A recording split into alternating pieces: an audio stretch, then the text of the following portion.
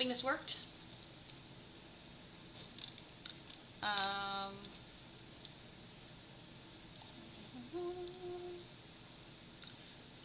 am seeing someone watching on YouTube, but I think that's me. Oh, maybe one other person. Okay, that might be me as well. I have it open on a window. Okay. Oh, we've got a few people online. Perfect. Hopefully everything is running smoothly now. I'm sorry, I had to stop the stream and start it again because the link wasn't quite working as it should have been. Hope everyone's doing well today. I'm hoping someone can message and let me know that you can hear me okay. I did not actually test things out before I started today, but none of the settings should have changed. Audio is very low. Okay. Can you hear me now better?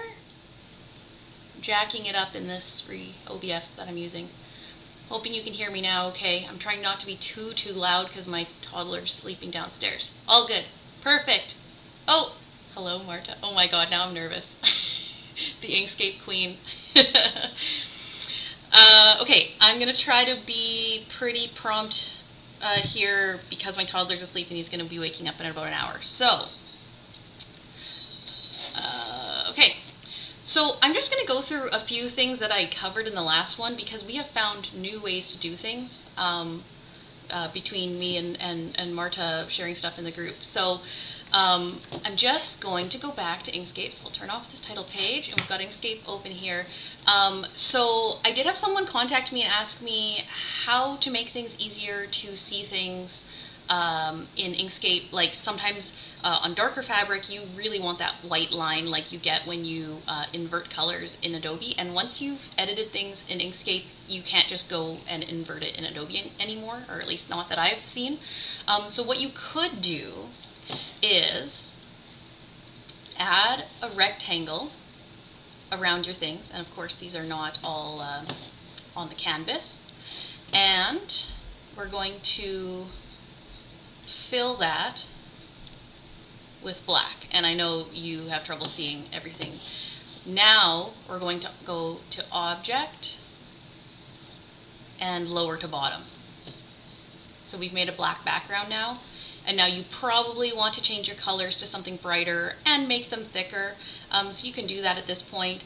I did recommend to the other user that you maybe don't want to have the lines as white, because if you ever turn this box off to work on things without the black background, sometimes it's easier to see the wording and everything. Anyways, you may want to have like a color so that you don't miss a line accidentally. So that's something you can definitely do. You can see this box is highlighted as this object here, so you can turn it on and off, which is handy. You could also lock it if you didn't want to move it, and this would be handy. So say you're always cutting on dark fabric and you really want the bright lines. So make this box the size of your fabric and you're good to go. You can just keep it on the whole time, lock it so that you can't move it around, and then go back to your select tool, and I haven't grouped these together, but you're gonna, adjust these to fit the fabric properly. Okay, so that's one thing I wanted to share with all of you. So the other thing here, I'm going to find this box again. Why can't I select it? Oh dear.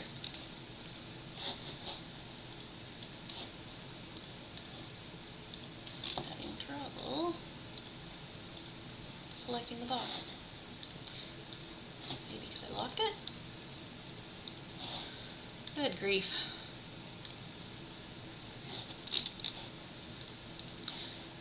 No, I think this is just freezing on me, which is perfect. Oh.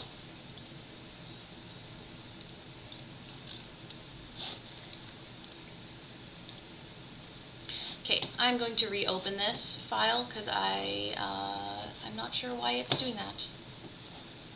Close without saving. Oh dear. Okay. Turns out sorry, Now I'm all flustering myself. Okay, now I'm going to open Inkscape again.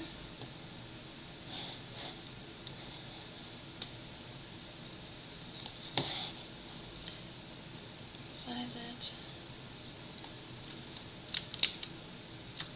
I'm going to drag this in. Again.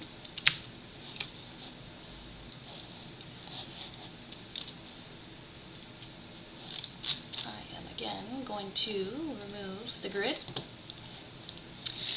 So another thing that Marta came up with, and she already has a video showing you this, is you can actually, from here, without ungrouping anything, go into the select the nodes button, edit nodes, path by nodes, and you can kind of like hover over it. You can see how it highlights red as you're going into it. So you can click into that, go Control All, so select all, and click delete. Alternatively, you could click that line, click that line, click that line, and you have to be pretty precise. Control All and delete that. And that might be an easier way to go if you're working with a file that is not layered. This one is, and they've got it organized pretty well. So the problem with just doing that editing by nodes is I found it didn't group them as well as it did here. So if you do like ungroup this particular file a few times, it was faster to do it that way than editing by nodes, but it is an option. The other benefit to doing that is you could just be selecting nodes like that and then modifying them so that they have the thicker line or the black line quite easily, and then just keeping all the other layers in there if you want. Okay. So that's that. I had another question on YouTube the other day, and it was about if you're using, say, like 2 different types of fabric and you want to play pattern Tetris on both. So I used to resize the canvas so that it matched my fabric. But what I'm finding is, like, now that I'm doing a lot more color blocking, using ribbing for the cuffs and arm cuffs or waistband and that sort of thing, I want it all to be on one file, but also be able to do pattern Tetris to see how much I need to buy. Marta has mentioned this in one of her videos as well. So you're going to do a rectangle, and maybe we want to change the fill, remove fill, just so that we have a black outline here. And at the top, I'm going to change it to inches because that's what I want to work with. I'm going to change the width to 60 because in knit fabric, 60 is your standard width. And then if you wanted a yard of that, you'd want to change the height to 36 inches. So we can see from a quick look here on whether we can fit it on 1 yard of fabric. Okay. So then you could create a second rectangle, and I'm going to make that width 45 inches, which is more what you'd see in like the ribbing, the tubular ribbing. So then when we're going to do the pattern Tetris, we can put some in one rectangle and some in the other rectangle. Then change our document size to resize for content, and I want to make sure I don't have anything selected, and I don't, so it's going to take in everything that's, you know, in this document so far into consideration when it changes the width and height. So you can see the canvas changed size to fit everything in there, and so we see here it only made the rectangle exactly match it in inches. So, or just a little bit more. So we probably want to add a margin, and I add 5 inches, but I probably should be adding more just because when you do go full screen on your projector, it has the tendency to cut off some, and you want it to, you know, you want to not be worried about going from full screen and out to cut. So we see here, this is our one rectangle for our main fabric, and then we've got, say, our ribbing fabric, which is a bit narrower. But we can see it, you know, very quickly if it's going to fit. Okay, I'm going to remove these rectangles for now, and I am going to go back to my list. Okay, so grading, I'm gonna disclose I'm not the most accurate grader, but that said, when you're doing it on paper, you're just drawing it yourself, right? So you're still just kind of guessing where everything should be placed and hope to get the curve right. So I'm kind of doing the same thing here. So I'm just going through, I actually had this done already and then I closed the file because it was freezing on me. I'm just going down to 2 sizes here for grading purposes. And these are all still grouped together, you can tell by the line around the outside. So I am going to ungroup some more and ungroup some more. Okay, now we see it's a bit better. And I'm going to go ahead and delete the size chart and stuff like that because I don't need it. Okay, so we're going into editing by nodes here. So let's first lengthen.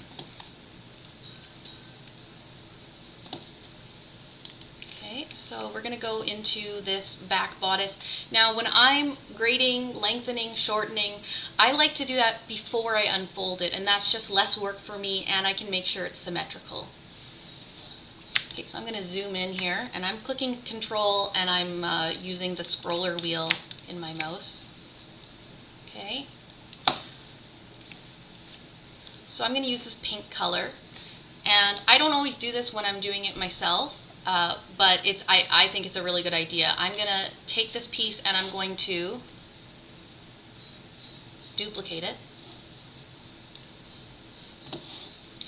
And I'm going to make that one a different color just so that I know what I'm just so that I know what I'm doing. And I just found this out the other day. I've been like fiddling around with the fill and stroke on the menu on the right hand side. You can right click on any color here, and since we're not super picky with what color we want, just so that we can see it, you can right click and say set stroke. So thank you, YouTube videos. Okay, so I'm just gonna see, so yeah, we do have it still there. Okay, so what I can do is I'm gonna drag down, first of all I'm gonna go back into inches. Go into document properties and make sure that that's inches set, otherwise it's going to keep reverting back to millimeters for me. Okay, so you can go into this grid line and drag down, and we can just go by eye here. I have discovered though that if you want to be more accurate, you can double click and it'll give you the X and Y coordinate here. So you could say you're wanting to add an inch to the length here, so you're going into the Y coordinate and we're going to change it down to 44.155. Okay. Okay, so now we know where we need to go to, and this grid line will stay here until you drag it out of the window again. Okay. So we're going to make this longer, this green line here. So I'm actually going to add another line here, and this is just, actually, I'm going to bring it to the lengthen or shorten line, because they're recommending that we lengthen or shorten it from here. Okay, so that way you know you've got a straight line across. Okay, hopefully everyone's still following me here. Okay, so now we're going to go into edit path by nodes.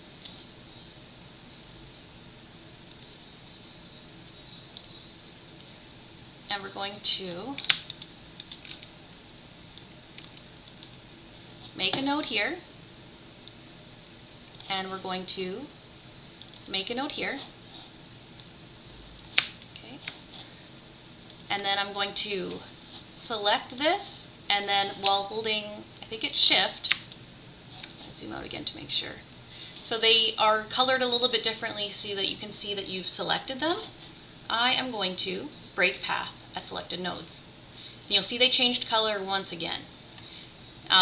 Full disclosure, sometimes I can't tell that they've changed, so I'm just hoping that they have. but it seems, this file plays nicely, so I know that it has changed here.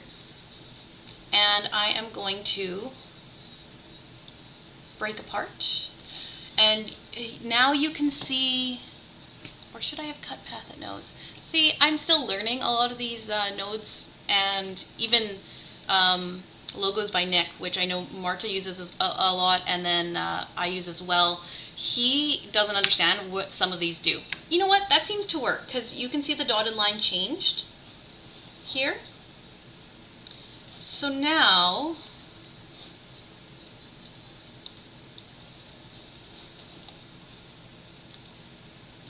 I've got this selected.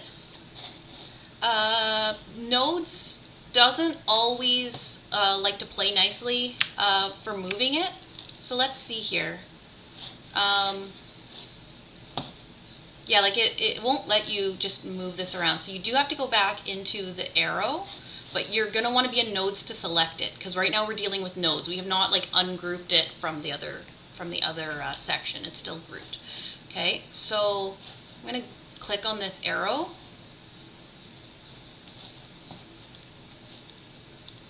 And yeah, see, I lost it. I have to go back into nodes here. And I only want to select this. Okay, go back into here, into the arrow. And then I want to go down. So I could wait for me to see the cursor, that plus, that cross cursor. Oh, geez, it's not gonna let me.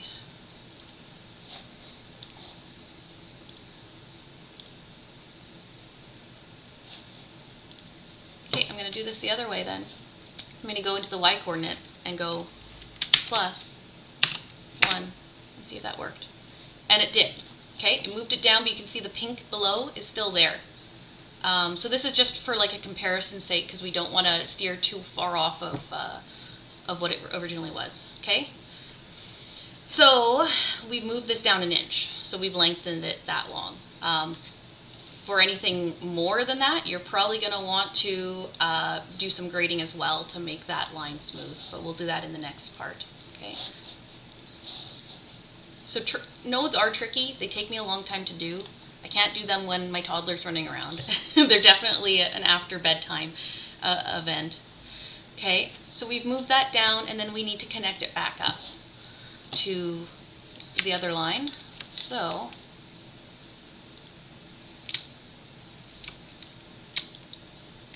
I've got these 2 lines connected up now, and I'm going to join selected endnotes with a new segment, see if that works. Does that work? No. Join selected endnotes. No, that didn't work either. So what I can do instead is I can drag this up, and that seemed to work.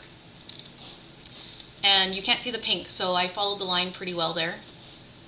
I can do it on this side too.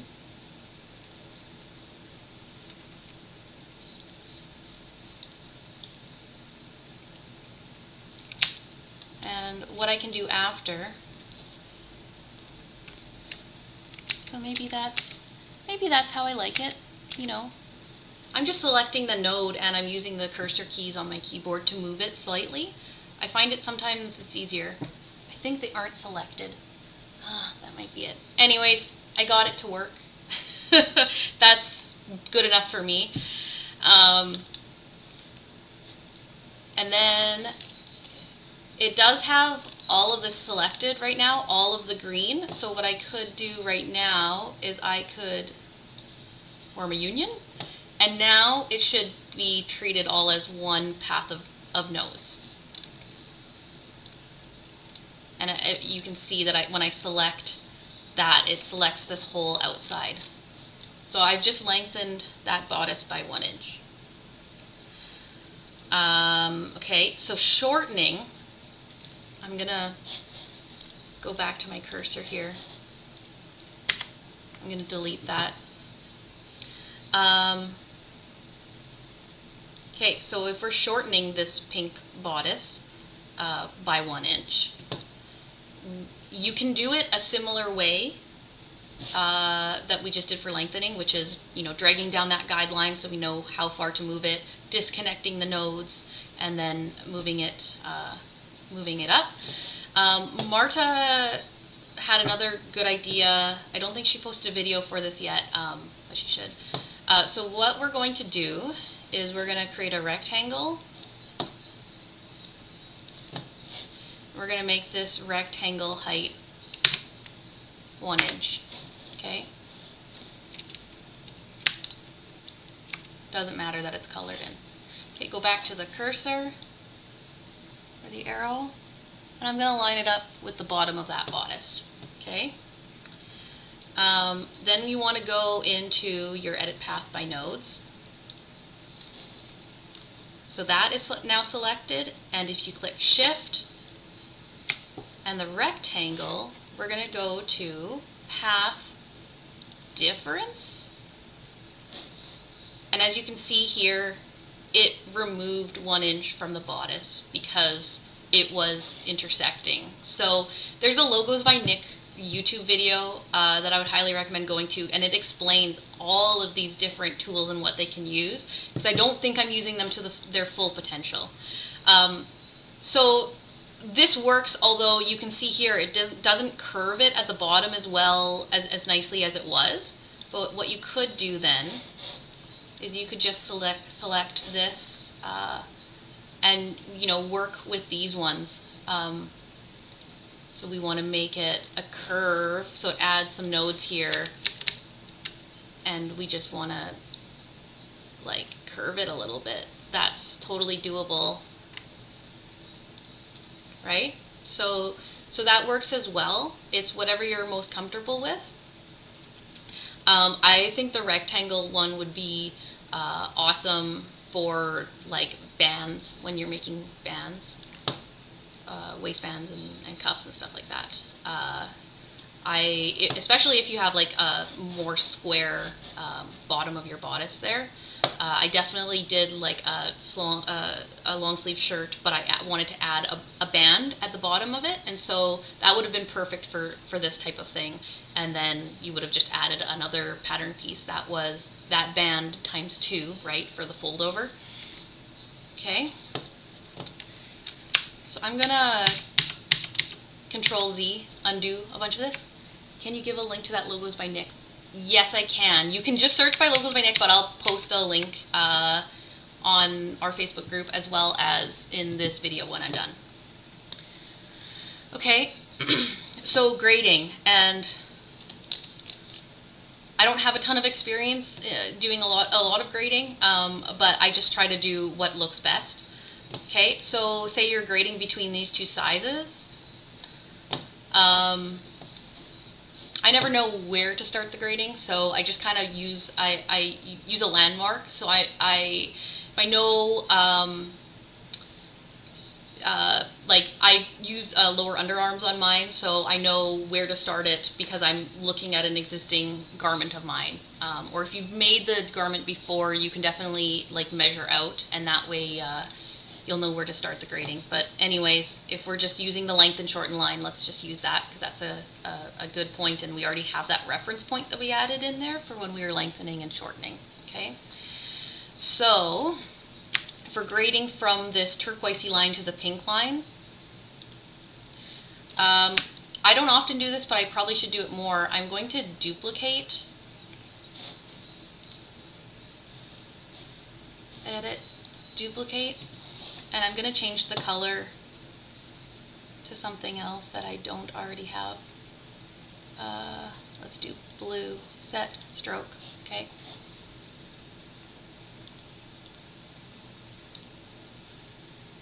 So honestly, whatever you think you need to do, maybe you want to add a node here, and that way it gives you more control to keep that the same. Why isn't it staying there?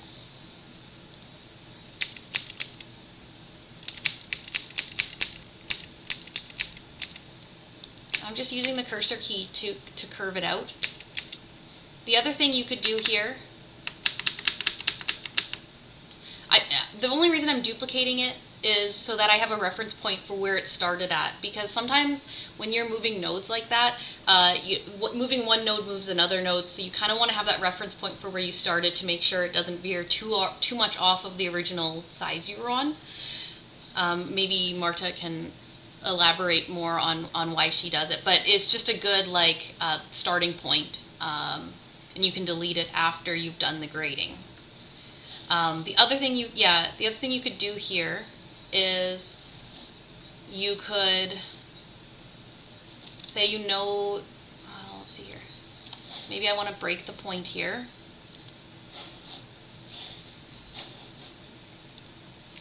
And move it out from here. Yeah, if you break the node, then this is not going to move with it. So this can sometimes give you a bit more control.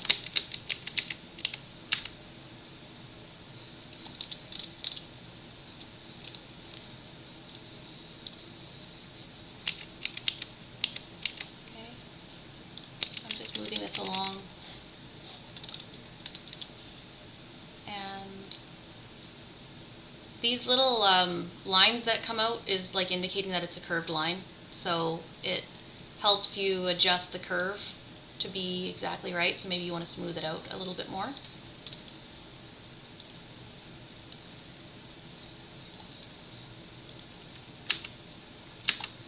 To have a backup, yeah, that's exactly it. So, I don't want this to veer too much off of where that turquoisey line was. So it's a really good thing that I have it there so that I know, where I was starting from. So,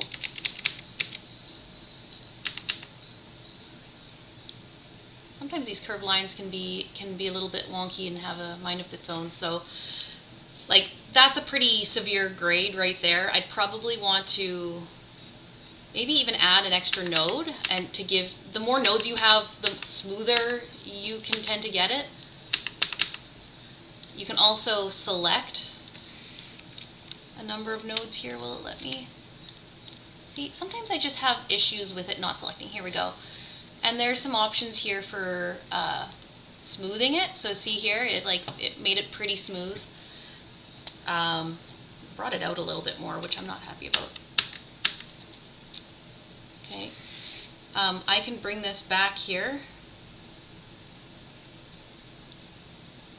Oops.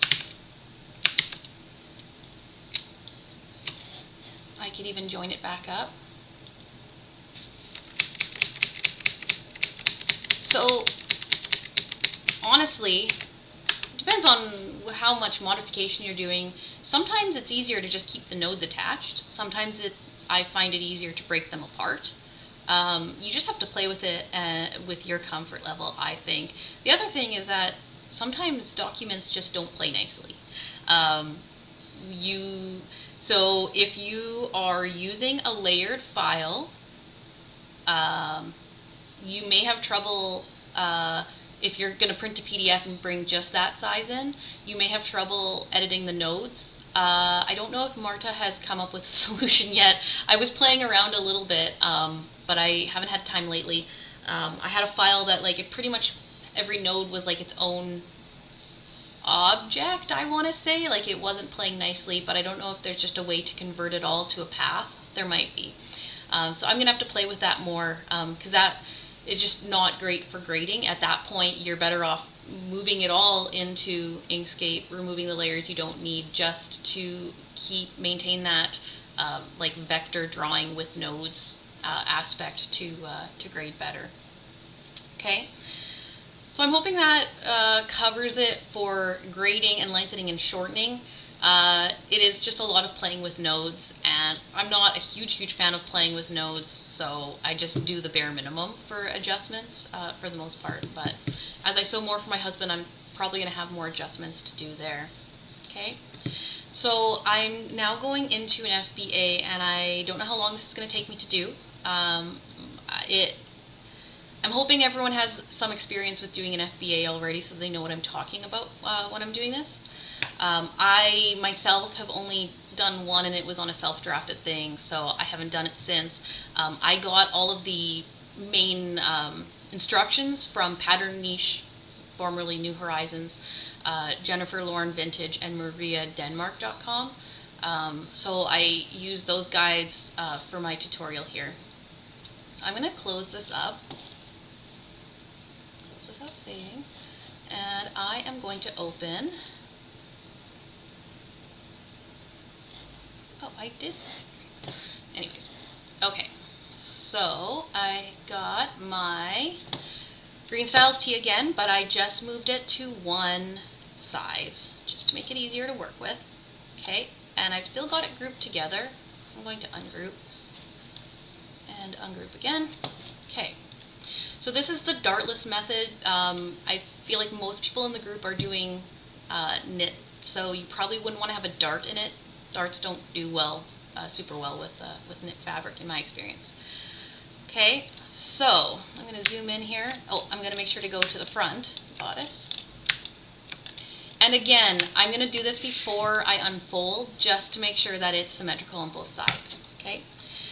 So, you're typically doing an FBA if your difference between high bust and full bust is 5 to 6 centimeters, or about 2, over 2 inches.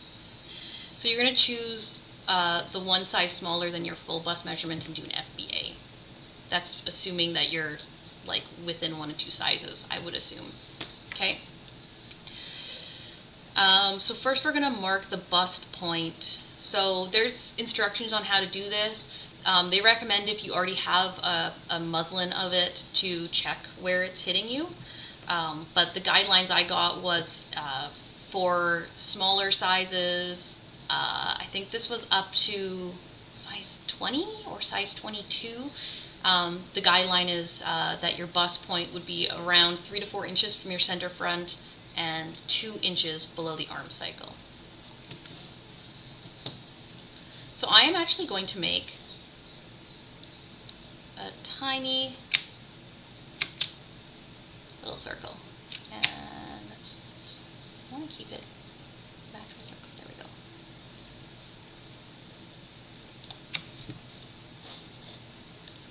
Okay, so I've got the circle. I'm actually going to move it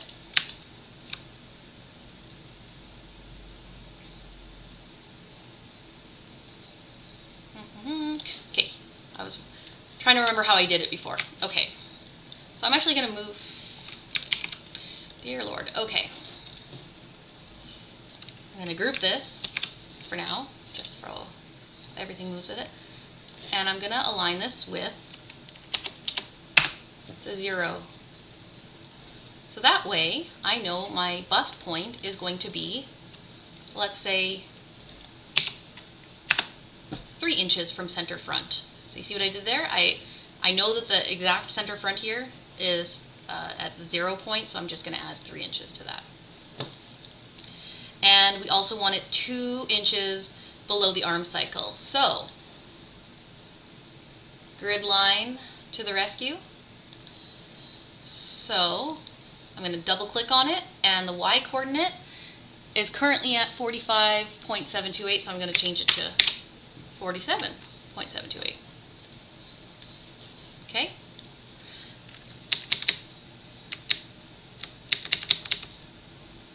I think that looks pretty good. Fortunately, it's on top of my lettering. I might try to move that.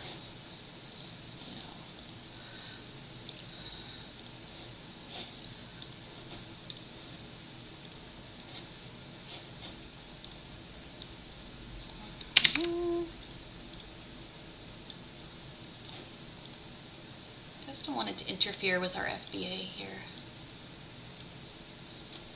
Okay.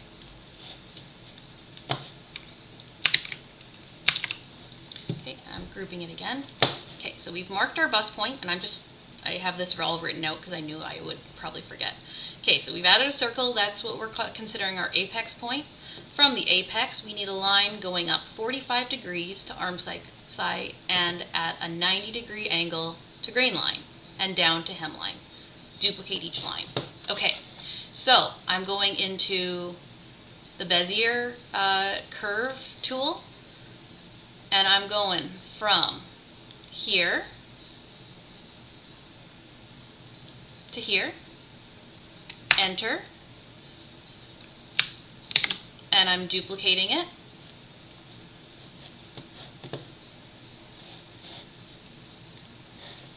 Kind of hard to see on this line, but it is there. Don't like how far it goes out. Okay, so I'm actually going to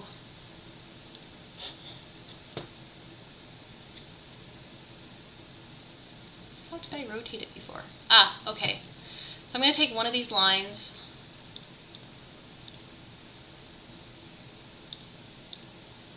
and if you click on it again, you get the curve. And if you hold down Control while you're rotating, you can see at the bottom it keeps it to like differings of 45 degrees.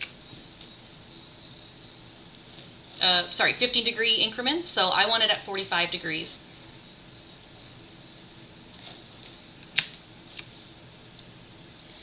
So I'm going to match it up here, and it matched up quite nicely with the node there. And I'm going to click this again to get it to resize. Oh. And if you press Control, it'll hold that angle that you just got, okay?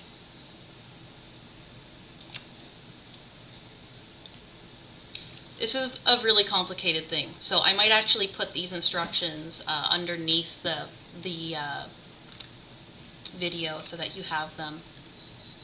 Okay, so we need to duplicate this again, and we need to duplicate this line. Uh-oh, well, luckily you can replay this video after. Okay, so we're starting to look a little bit like an FBA here. And then we're going to go back to Bezier tool here, click, and clicking Control will make sure that that line goes straight down, enter to set it, and then duplicate it. Okay.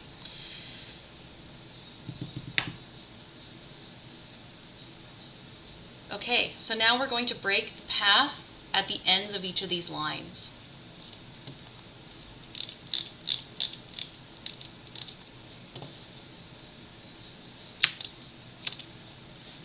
My favorite thing, breaking paths. Okay, so I need to make sure that it's this that I'm breaking the path of. So looks like it's selected. I want to break path, and it looks like it did something, so we're good there. And break apart, and you can see the line has come in, so we should be able to move that quite easily. Okay, and we'll go here. I'm gonna go back to the arrow here. I'm just gonna resize this line because I don't like how it goes past. It makes it a bit harder to deal with the nodes on the purple line. Okay, I'm going to go here and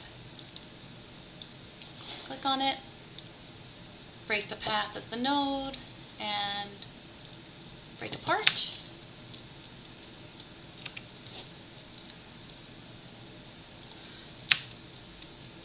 So now we're starting to look like something. Okay, should have done this for a second time because I just went through it last week and I have a horrible memory. So hopefully I'm getting everything proper. So the reason why I made 2 of each of these lines is so that I can move this apart and then that line will still be there. This line will still be here when I move it apart. So you can see where the fabric ends. Just so that it looks a little bit more like a paper FBA. Okay. Alrighty. So now I'm going to group these together into an upper FBA and a lower FBA. And by that I mean this rectangle at the bottom is going to be our lower FBA. I also have to break it apart here so that it moves out properly.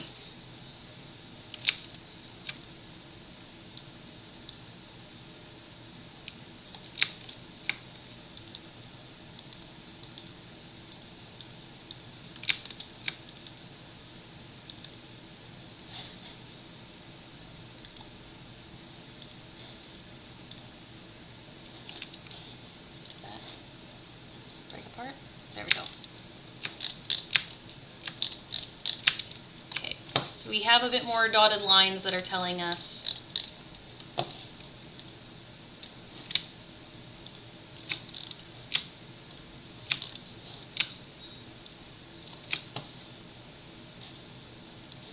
what we're dealing with here.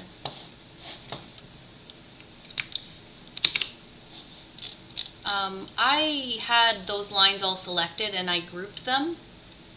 So I'm wondering what it's going to do. Okay, looks like it worked okay here. So I was in the edit path by nodes and I selected them. And then I clicked Control G for grouping them.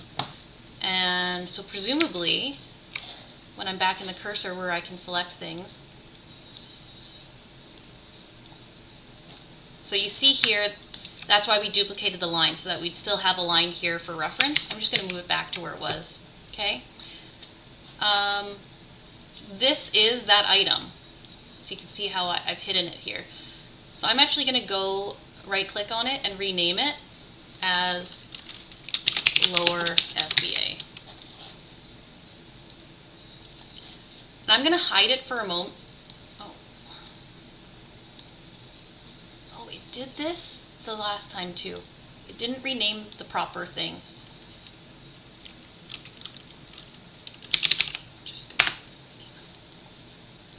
This is the FBA.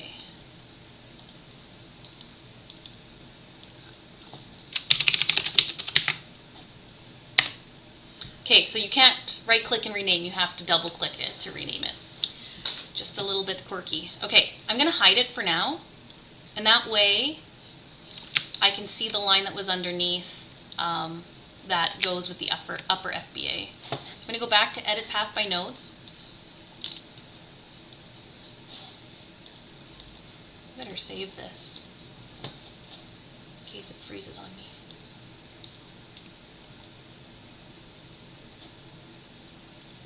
What is going on here?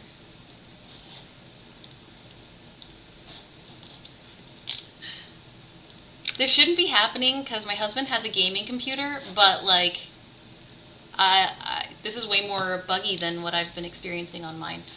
Okay, well it's saved for step 1. I'm going to close this and go back into it and see if I can get it to work better. Maybe it's this newest version of Inkscape or something. I don't know.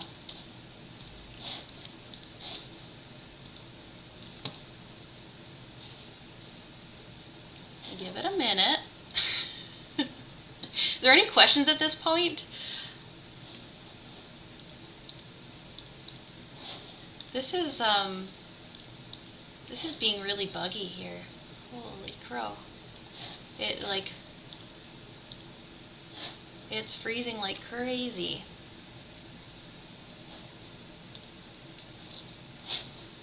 Just make sure that my CPU, okay, everything looks fine here. It's being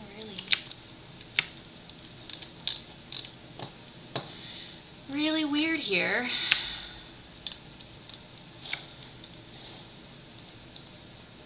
I'm going to reopen again and see if that fixes it.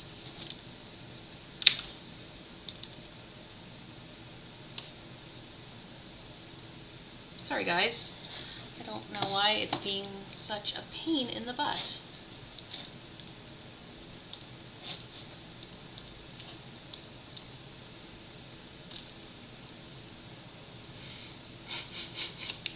It helps to see that it freezes for you too. This should not be happening. For how much he spent on this computer, should not be doing this. Oh dear. Is it? Holy crow. I don't even know. I'm just going to move this out of the way for now. It's like not letting me do anything in there, which is really strange. This is how it's been working for me. Thought it was my computer. Yeah, in the middle of a live stream. Didn't do this while I was doing my practice one last week, but that was on my laptop. Like, I don't want to have to stop this stream and redo it.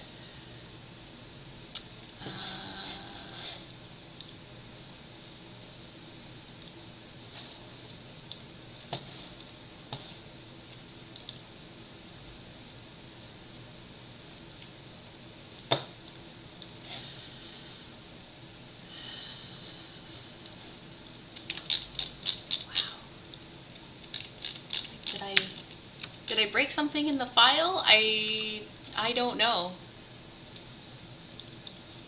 I can't modify anything in it. I might have to reopen. Oh yeah.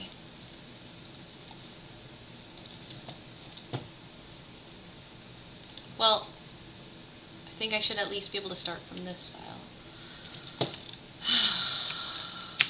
Jeez.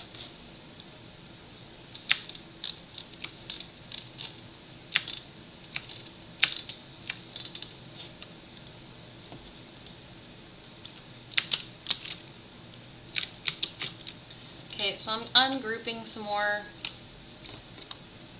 I'm going to get rid of one. I'm just going to try to go quick to get up to where I was, so I'm not going to be super accurate on where I'm placing all this stuff.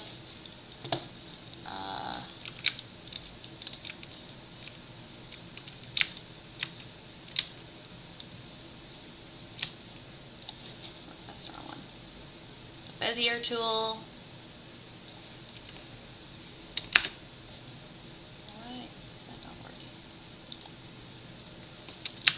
Duplicate, duplicate. I'm going to go to select.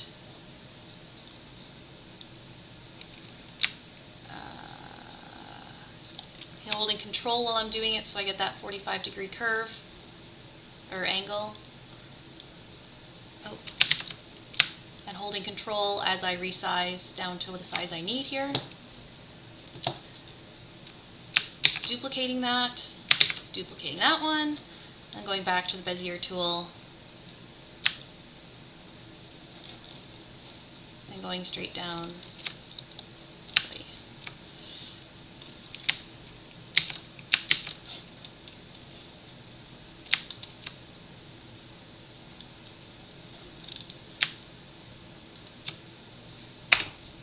And duplicating that.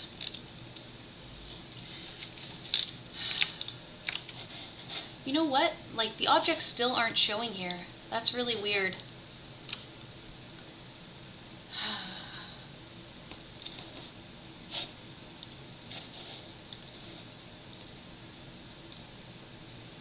I don't know if I'm going to be able to complete it the way I want to. Anyways, I'll try to make do with what we're doing here. That's unfortunate. So again, we're gonna break the path there and break apart, and we're gonna get a node here if I can ever get one selected. Sometimes I have trouble here.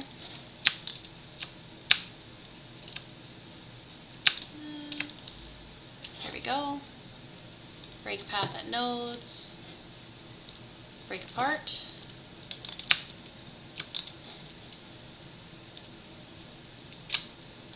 Okay, so I'm selecting all of these lines by holding Shift down. And I'm going to go Control G, and you can see that the lines changed. So it only has the dotted line around this whole item, which means that everything that I do now to this item is going to be done all at once. See, this is unfortunate because I liked to hide it to show you what it looked like underneath, but we'll have to make do. I'm going to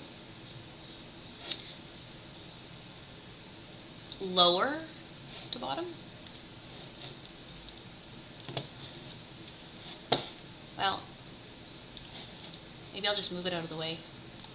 I can move it back into place after. I just want to make sure that I select the proper lines, okay?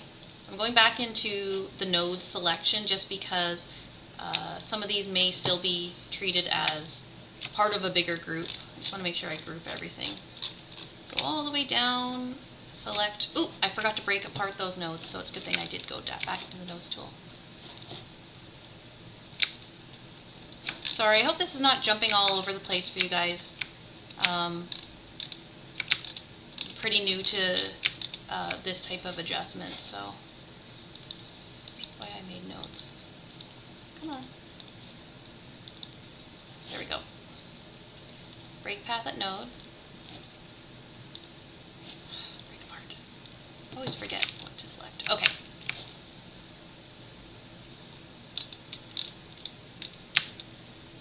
Okay, so select here, shift, select here, shift, select here, shift, select here, and then Control G. And go back to our cursor here, and you can see we can move both of these apart, but we still have the line existing here for reference. And I am actually going to move these back, and it will help you click them all into place. Okay? So let's go back to my notes here. Okay, we grouped together into upper FBA and lower FBA. So I found it helpful to color code and rename these in objects. So, you know, until you're projecting, by all means, change the lines of each of these different parts of the FBA so that it's easier to identify when you're working with it. Okay. Add vertical line guide, 1 inch, or however large you want the FBA to be, from your apex point. So, go back into inches because it changed it again. So this is just the guide, like to start with just 1 inch, but if you know you're going to have to do an FBA that gives you more space, then by all means do that.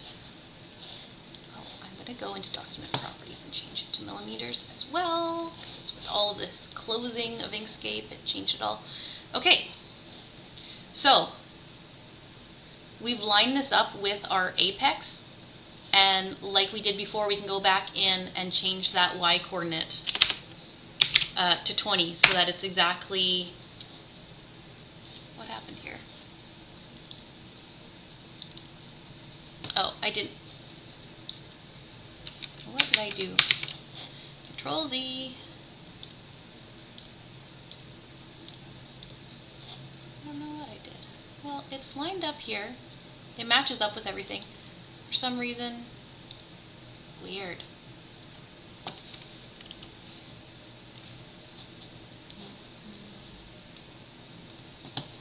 it being wonky?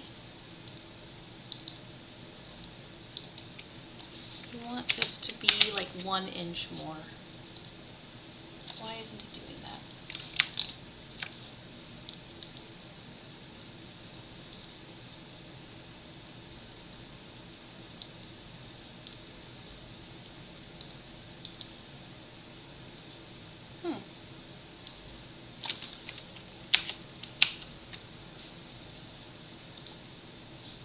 That is really weird.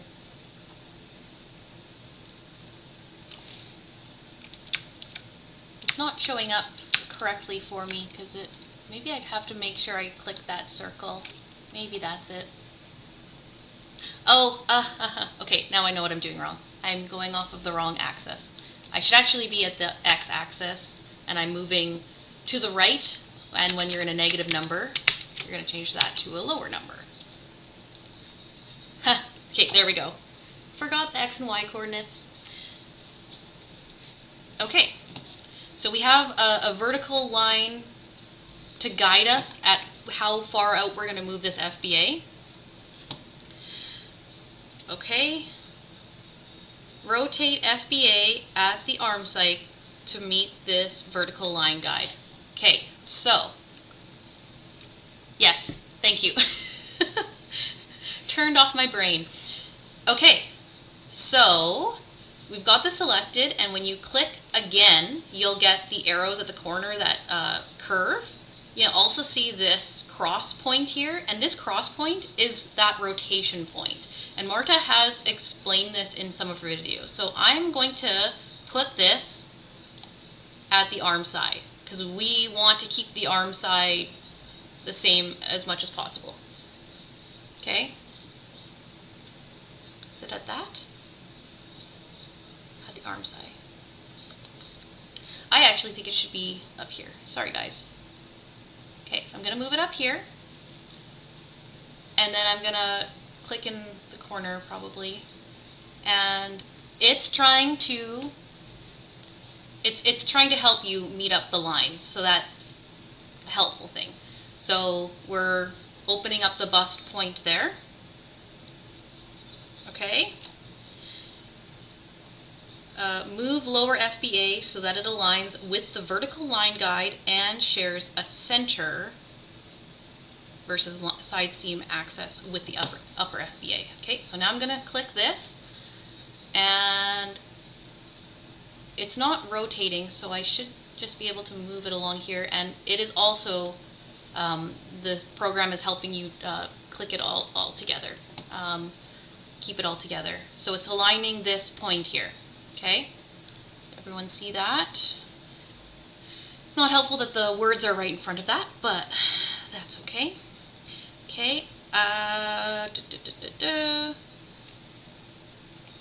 move lower FBA. Okay, so we did that. Now we're going to rotate the lower FBA on the side seam edge so that it's directly below the upper FBA. Okay, so if you were doing a woven garment, you may actually stop at this point and add in a piece, and this would be your dart. Okay, so this is how a normal FBA would go. You would leave this, and this would be the dart area, and then you would actually cut a line anywhere here and stretch this farther.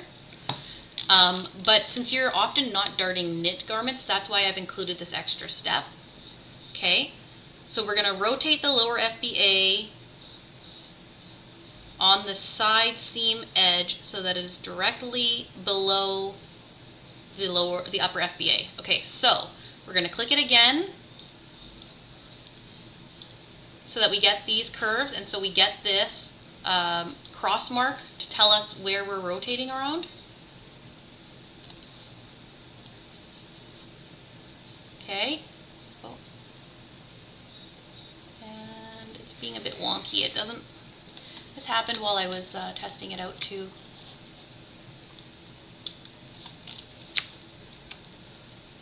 It doesn't want to click into place for some reason there.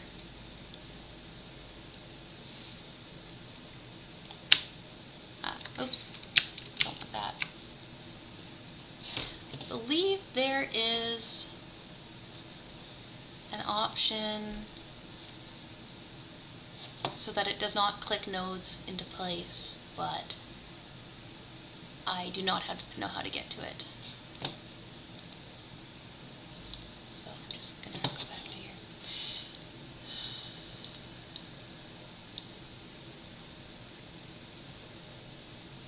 Why is it doing that?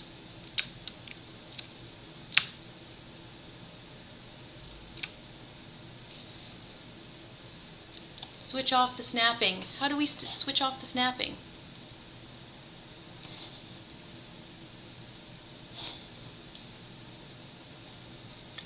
I know Logos by Nick has done it, but I have not. This is why I need you, Marta. I think it's an edit path by nodes, but oh, it's down on the right side. Snap other points? Snap nodes. Ah, okay, cool.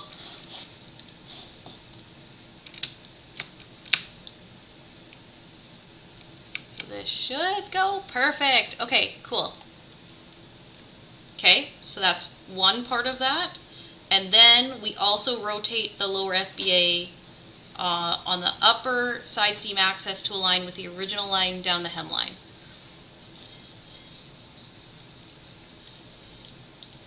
There's a bit of a delay here, I have found. Okay, so we rotated it on this axis so that it joins back up with this. And where did the cross line cross?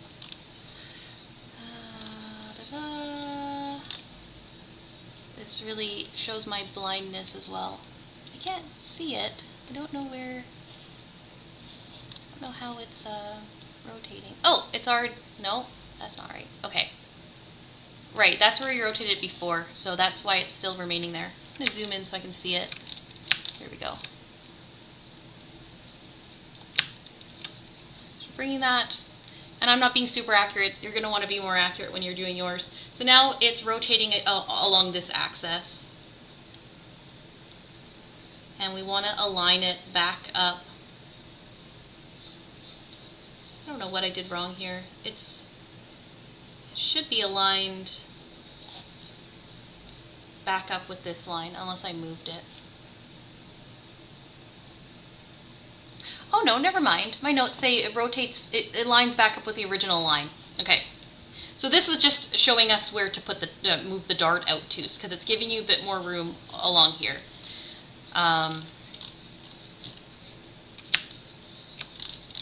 So in a nutshell, that's how you're doing your FBA.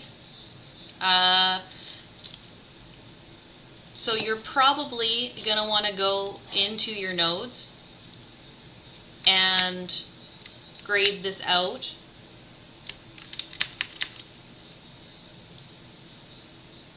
Okay, so that they match up again. Path union? No. That's for whole things. I think I just have to join this up. Still learning. Student teaching other students. But anyways, I mean, that's looking pretty good. You've got some extra width here. The idea behind this extra length here is that your fabric is going to be sticking out farther from a larger bust. You do need for it to be a bit larger at the front or longer at the front to account for that. So when you finish sewing it up, it won't actually end up being that much longer than the sides. It's just to give you extra fabric to work with for your front. So that's your FBA. Knowing now how to break apart nodes, like and cut the break apart into separate groups like that, and to make those dart shapes, that should help you a lot for any other kind of adjustments you might be doing. It is helpful to name them in objects, and somehow miraculously it started showing up on the side of my screen again. So you would want to double click on that name and rename it, because it's just a bit easier to manage when you've got that grouping named, so you can easily identify it. I know someone was doing shoulder adjustments, so that would be some of these same aspects. Like if you're just adjusting this out, just move it, but obviously with a bit more accuracy than what I'm doing it with. If there's more specific adjustments that people need me to do, I can definitely do them in another tutorial.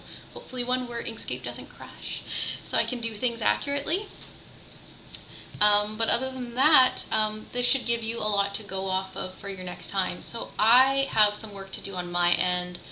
Obviously, I want to get more familiar with dealing with nodes so that I can more consistently work with them, but that just comes with practice. And then I also want to find a better solution for working with already layered files that we want to grade, because obviously there's a lot of grading going on. I see a lot of interest in doing stuff like this. So maybe Marta will come up with something, you know, just because you're working with a lot of files, a lot of unlayered files. But yeah, I will do my part and try to find a solution for them too, hopefully free. And that'll make it easier to grade, because the few files that I've worked with that are already layered, that I print to PDF and then just use the one size that I want to grade with, they're not great for working with. So not like this file is relatively easy to work with.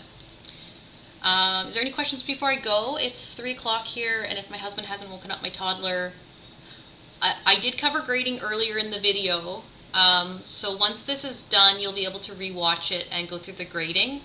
The grading compared to the FBA is way easier to manage, but I mean, just keep in mind, when you're doing grading on paper, you're just like freehanding it with the guideline of like you're moving, you know, this out by this many inches. So use that same mentality when you're grading here. Just because this can be way more accurate doesn't mean you have to fret over it. You're just moving nodes out. If you're finding the line isn't curving enough for you, maybe add some more nodes in and use the tools up here for smoothing out or making it curved. I have also found this tool here make selected nodes a corner helpful when I'm grading out, because I find sometimes the nodes don't want to make a proper edge. And does it matter in the end? Probably not, because you're using this to trace. It's not for like a vector drawing for a logo. But for me, I just like to have it, as accurate as possible as to what I'd be sewing for. I found a solution but involved 3 pieces of software. Yeah, that's a lot. Like at that point, you might be better off opening the file. So again, the problem I'm having is when you print to PDF, the nodes don't show up as nicely as they do in here. They're all like different objects and they're really hard to grade with. What might be, what I've been using is I've just been using the Bezier tool myself as a separate object and, curving things for when I do need to grade it. So rather than altering the existing nodes or existing dots that are making up the pattern piece, I've just gone ahead and drawn my own using whatever adjustments that I need to do. But we'll keep looking. There's got to be a solution out there somewhere that can help us grade these patterns better. And I mean, ideally we'd have an option that lets you keep your layers so that you're not having to remove layers like that either. But that's it for today. Oh, I made it for G&G. There are lots of tiny nodes, kind of from the start, not recorded yet. Cool, I'll look out for that, Marta. Thanks so much for your help today. I am usually flying by the seat of my pants, and I'm really glad I made my FBA notes because there's so many steps, and I knew I was going to forget if it was a week from the time I practiced to the time that I did the video. So I'm going to go, I might do a live sometime this week of pattern Tetrising something, or else cutting if people want to be part of that, but it'll be evening in Winnipeg time after my toddler goes to sleep. So let me know if you want to see that. Let me know if there's anything grading wise that I didn't cover that you're really, having a really tricky time dealing with. I'm happy to answer, and there's a few other people in the group like Marta and Janelle, I don't know how to pronounce her name, that could certainly help out if you had questions. They're super knowledgeable about Inkscape and other vector programs. Other than that, thank you so much for staying with me through all of these tricky technical issues that I'm having. I appreciate it. And yeah, if there's enough content to make another video tutorial, I'm happy to do another one. Yeah. For pattern Tetris, so I did do that on my first video, Joan, so maybe take a look. Are you part of the pattern Projectors for Sewing group? Because I did do a tutorial. I didn't do a full video, just because it's a long process to sit through. Maybe I'll just do a non-live video of me pattern Tetrising like a whole, I don't know, kids pattern or something. That might be easier. So maybe I'll do that for another pattern, but I may not do a live video because I feel bad for you guys sitting through me doing a whole pattern Tetrising because it tends to take a while on my side. Anyways, I'm gonna go. Thank you so much. Enjoy the rest of your Saturday and weekend, and any other questions I can answer either on YouTube or in the Projectors for Sewing group. So thank you all. Bye. Oh, I really need help with George and Ginger. Okay, it looks like Marta will be able to help you with that. I have some of the patterns, but I have not worked with them too much. All right.